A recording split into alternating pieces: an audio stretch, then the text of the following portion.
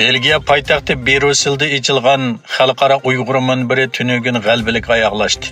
Dunyoning har qaysi joylaridan Uyg'ur masalasiga munosabatli intayin muhim shaxslar qatnashgan bu yig'in oxirida Brüssel xitobnomasi ma'qullangan bo'lib, xitobnomada Uyg'urlarga qartilgan irqiy qirg'inchilikni darhol oyoqlashtirishni talab qilingan.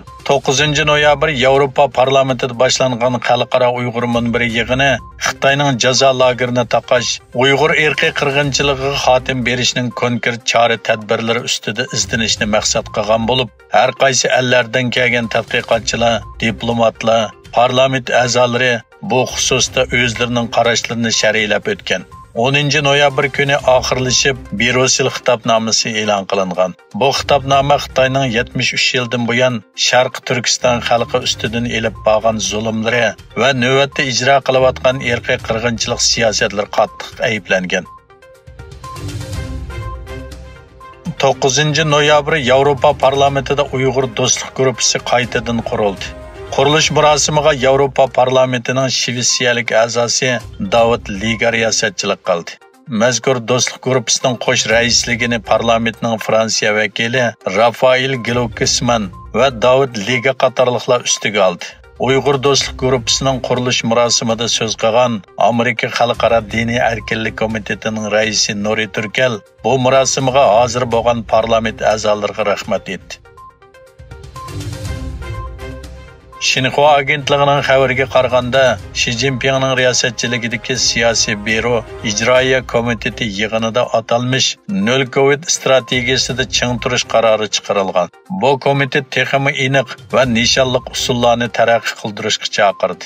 Albuki, yaqinqi oylardan buyon yo'lga qo'yilgan nol Covid strategiyasi Xitoyga nurg'un jihatdan past ta'sir ko'rsatdi. Yana bir tarafdan Xitoy doiralari atalmish nol Covid siyosati bilan Sharq Turkistonda Uyg'urlarga qartilgan irqiy qirg'inchilikni pardozlashga urinmoqda.